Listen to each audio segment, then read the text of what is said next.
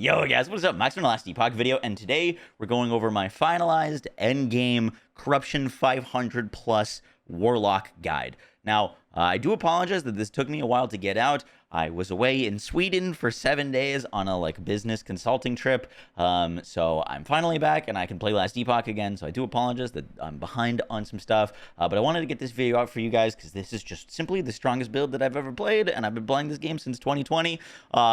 This is a basically unkillable Warlock. We are generating over 100,000 ward pretty easily without having to spec too much into our gear and stats. We do ridiculous amounts of damage. We can push infinite levels of corruption, and we're really speedy. This build is optimized so that you can fly through monoliths, killing everything as you go.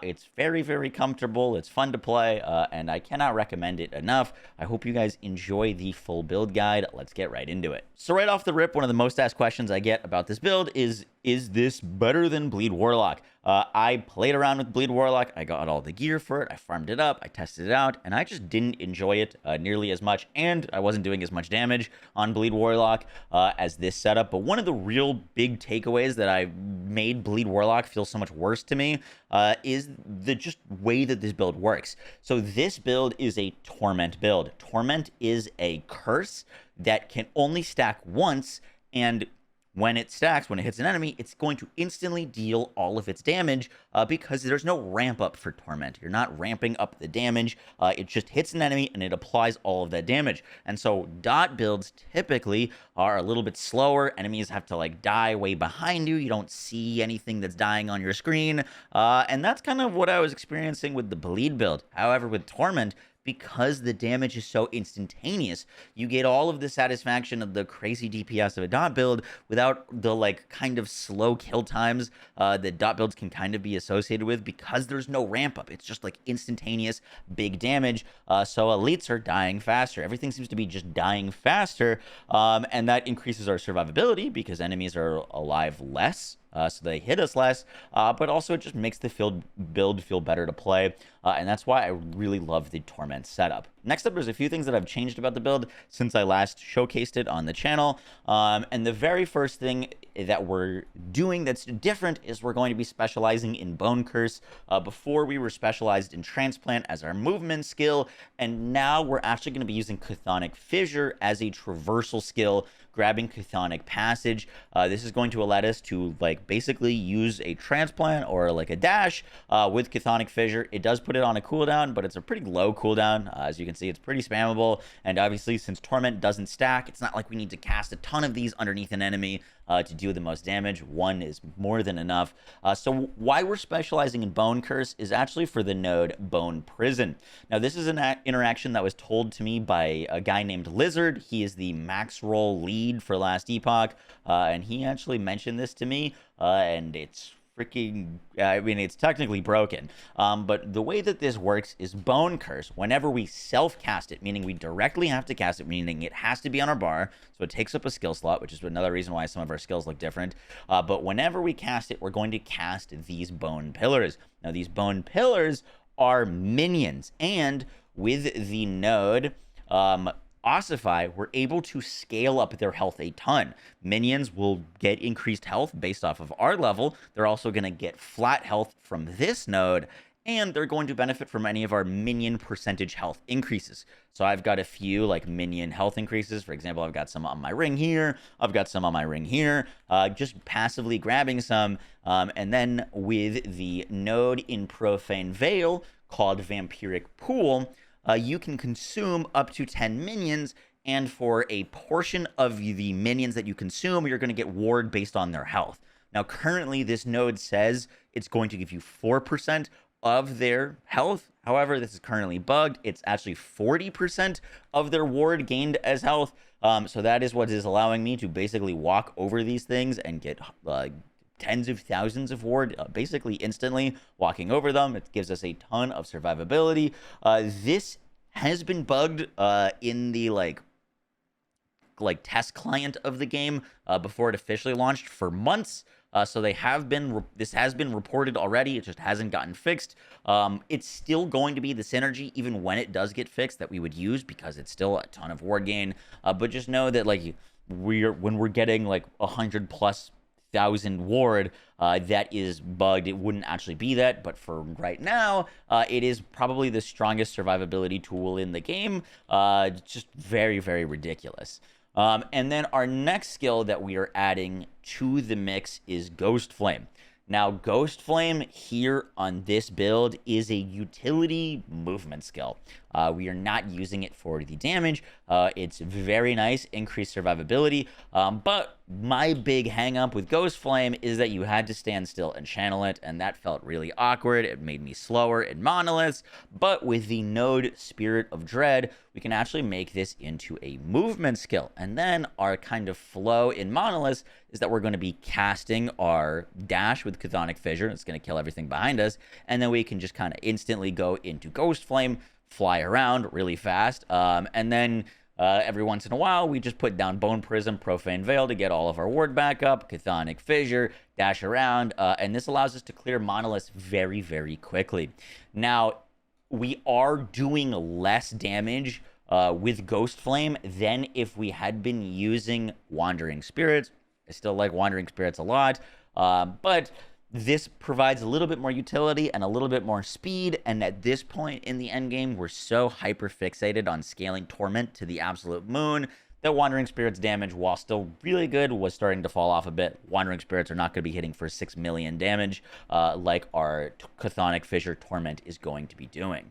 So yeah, Ghost Flame gives us a ton of survivability. The survivability here is really baked in from it giving us dodge rating, and then we're converting that dodge rating to armor.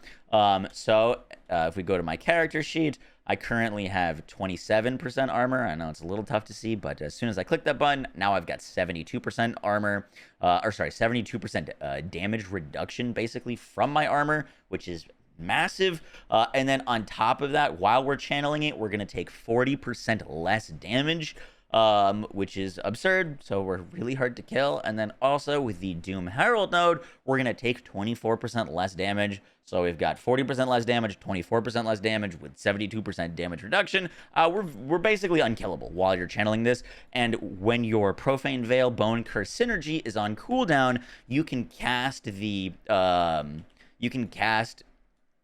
Ghost Flame to basically be invulnerable, and then you could do your Chthonic Fissure. We're still using Spirit Plague, and then go right back into your Profane Veil. So you basically have 100% uptime of being unkillable on this setup. It's really strong. The next skill that we got to talk about is Spirit Plague. Now, Spirit Plague is still functioning the same for this build. We're still going to be spamming it to stack up global damage over time. It's still going to be poisoning enemies with Plague and our poison stacks. We're also getting it to bleed enemies, and we're also making it bleed ourselves. Every time that we cast Spirit Plague, we're going to self-ignite ourselves. So we're converting that bleed to self-ignite. Now, you may be wondering, why are we igniting ourselves? And that has to do with an interaction that was discovered. A viewer brought this to my attention, but I believe the original creator or the original discoverer of this interaction is a YouTuber named The Curse.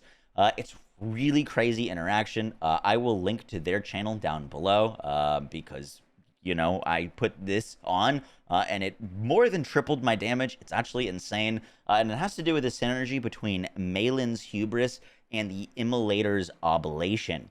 Now, Malin's Hubris, not great stats, gives us a little bit of intelligence, but what we're really here for is the 100% of our bleed chance converted to ignite chance.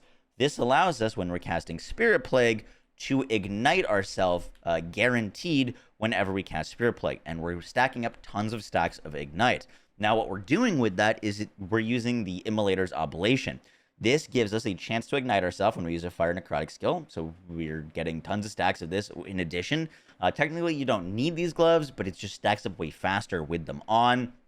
And then the big kicker is that we're getting flat spell damage for Fire and Necrotic skills per stack of Ignite on us, up to 40. So we're not benefiting from anything past 40, but flat damage is one of the highest or the biggest priority stats for most builds. Flat damage is applied before all of your damage multipliers and your damage increases, so you can scale your damage a ridiculous amount. And this is giving us a massive amount of flat damage. Once again, when I put this on, I more than tripled my damage output. It's kind of insane. It also gives us a chance to gain Frenzy, which is increased cast speed. We get Ignite Duration. And then if you have too many like ailments on you, if you use a potion, you can cleanse them. That's not needed though. As you can see, even when I'm stacking up like tons of ignites on myself, the way that our build is set up is we actually can't kill ourselves because every time we're casting, we're getting ward.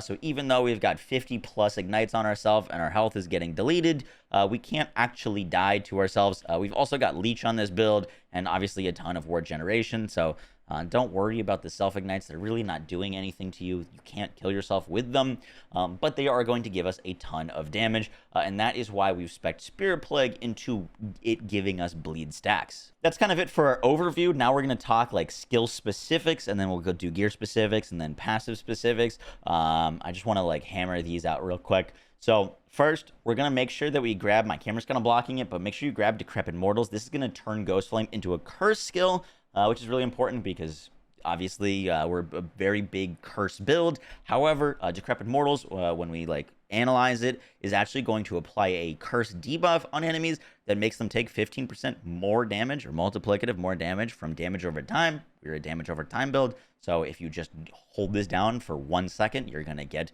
15% more damage with your torments, which is fantastic. And also make sure you pick up Spectral Menace so that you can channel this for less, and pick up Doom Surge so that you get more movement speed while channeling. In Chthonic Fissures, we're going to make sure that we grab Of a Gloom and Flames. Now, I compensated for the increased mana cost on this by adding extra mana to my build and picking up 3 to 3 points into Fragile Crest so that we get more mana refund and we get reduced mana cost of casting this.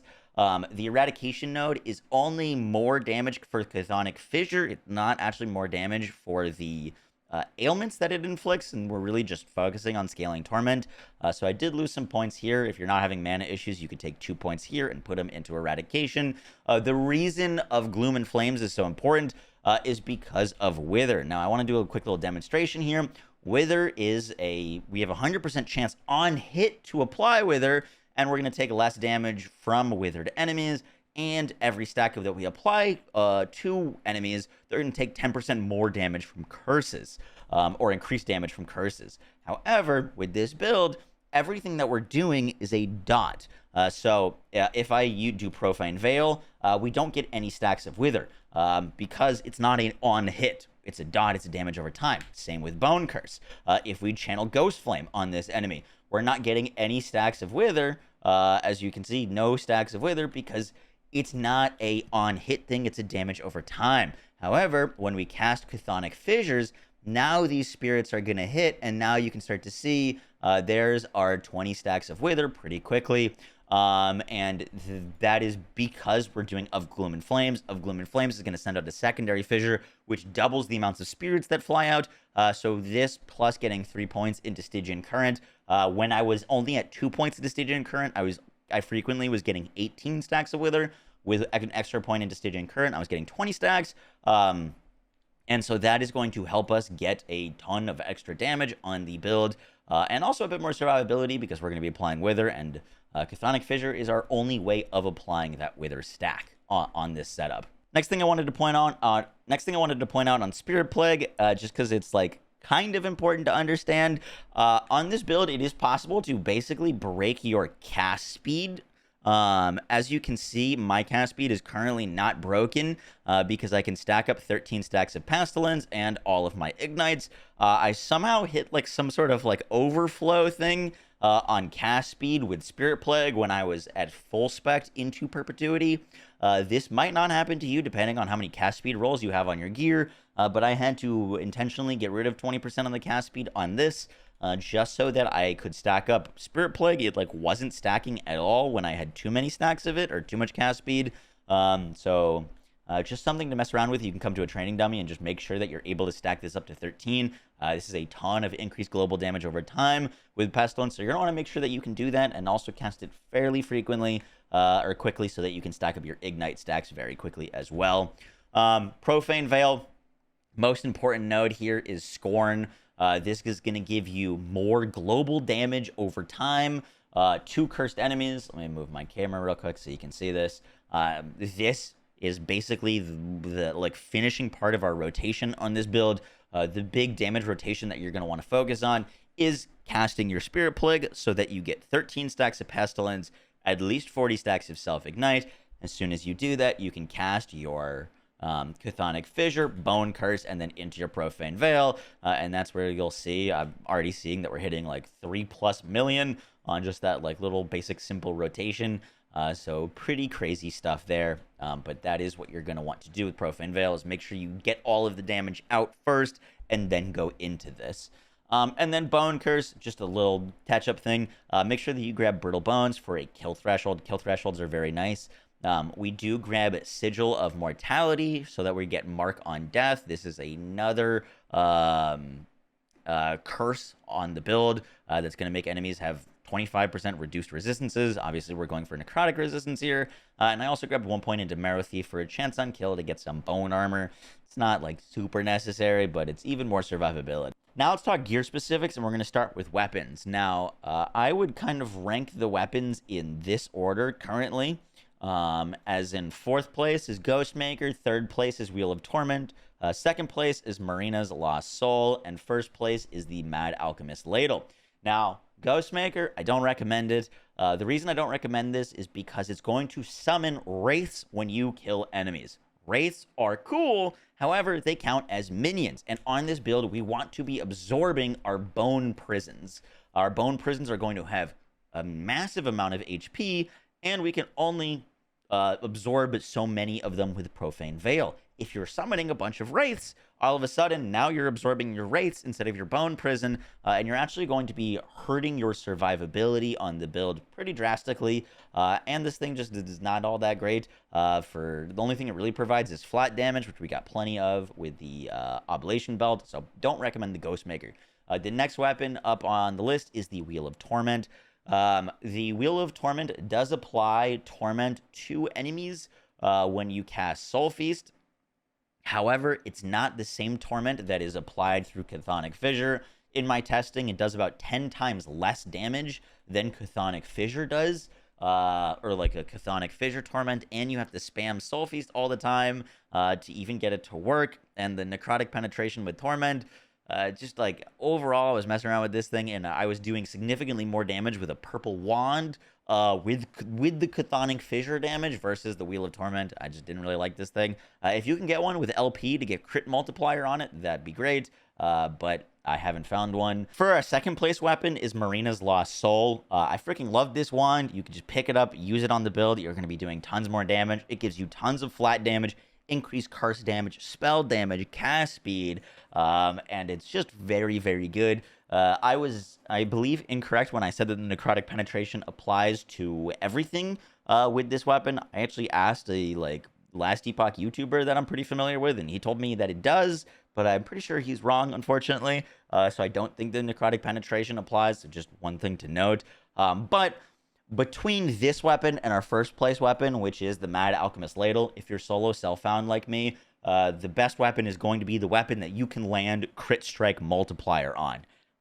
I do think that the Mad Alchemist Ladle is the best in slot weapon, but obviously you're going to have to work with what you get. The reason that the Mad Alchemist Ladle is so good is because it actually has a more damage multiplier on it.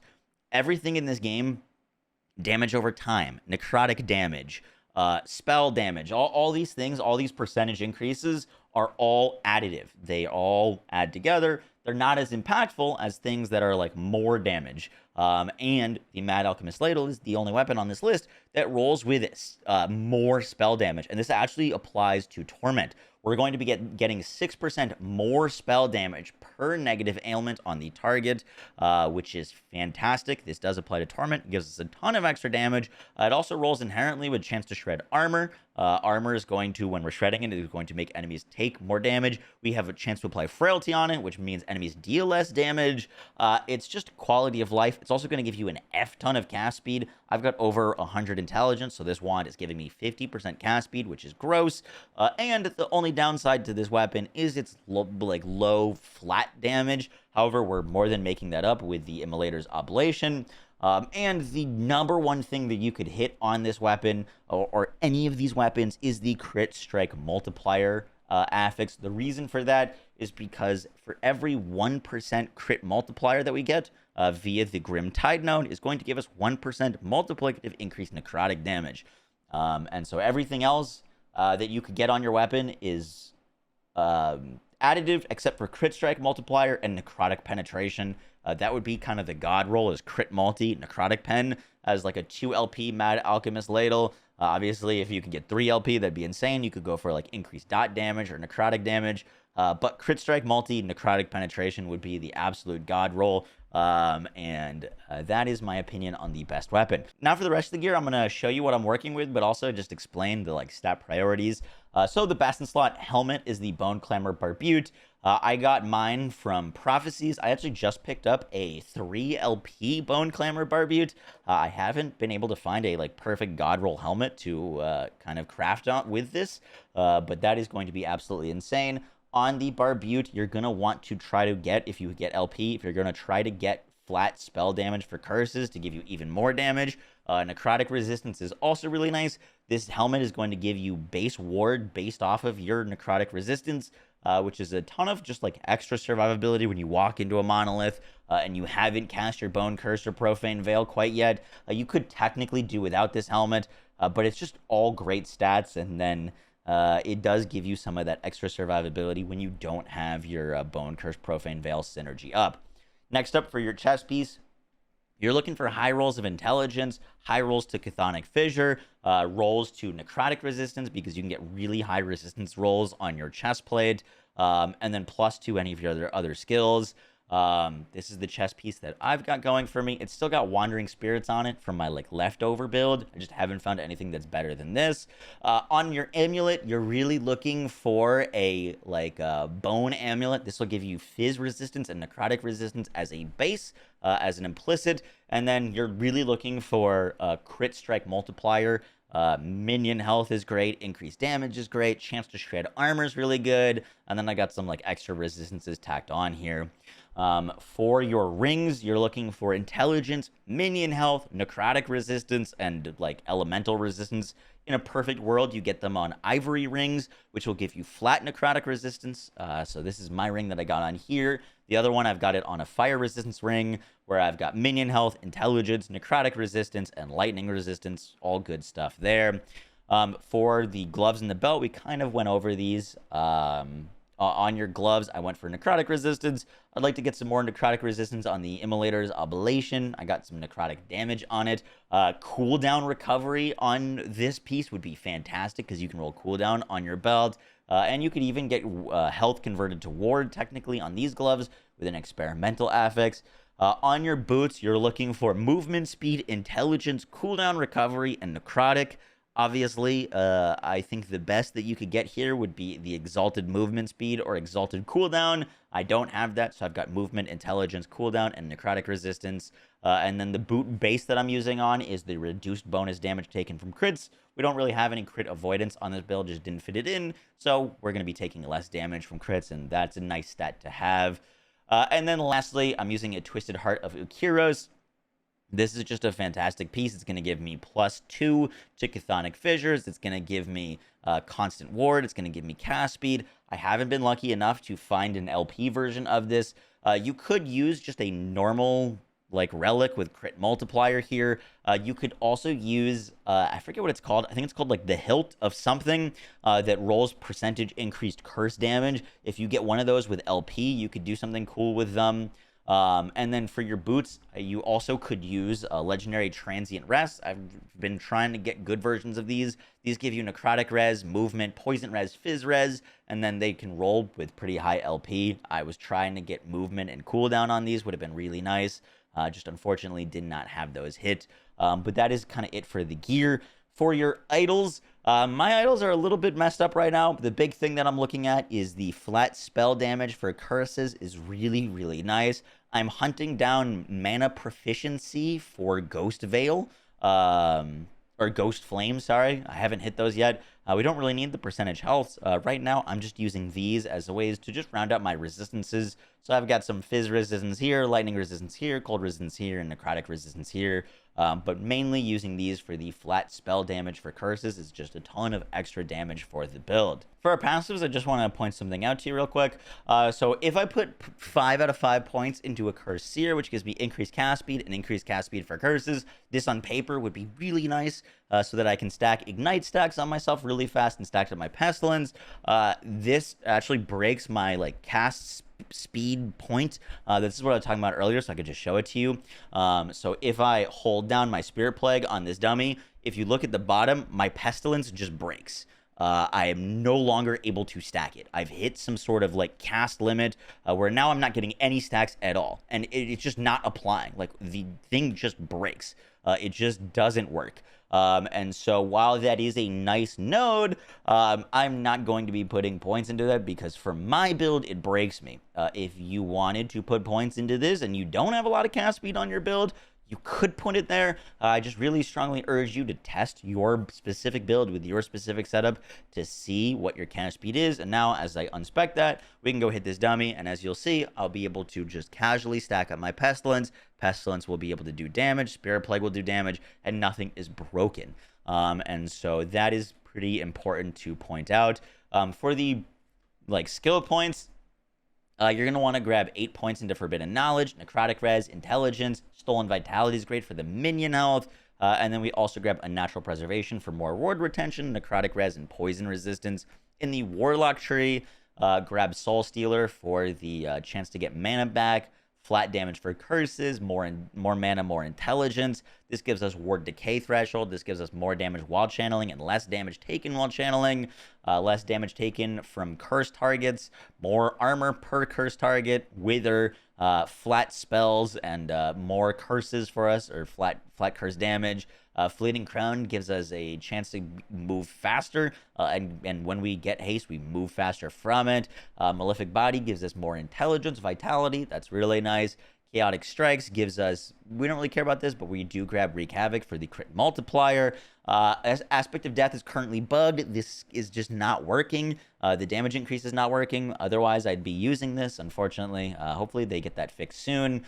And then in the Lich tree, we're using Apocrypha for even more intelligence.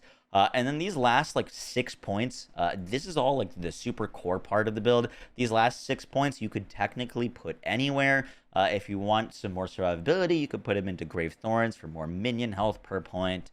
Not having issues with survivability, you could get some percentage increased damage over time from Desolation.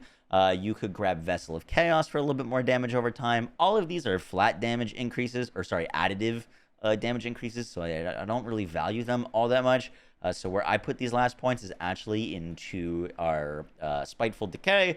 Gives us more damage over time, it gives us a little bit more health, but the 5-point bonus gives us more damage over time to cursed targets. It's not a massive multiplier, but it is another multiplier for the build to deal even more damage, so that's where I'm putting those points. And last thing, real quick, I haven't gone back and refarmed all of my blessings, but I just wanted to show you guys the ones that I have on. I've got increased experience, increased ring drop rate, and I've been farming some rings.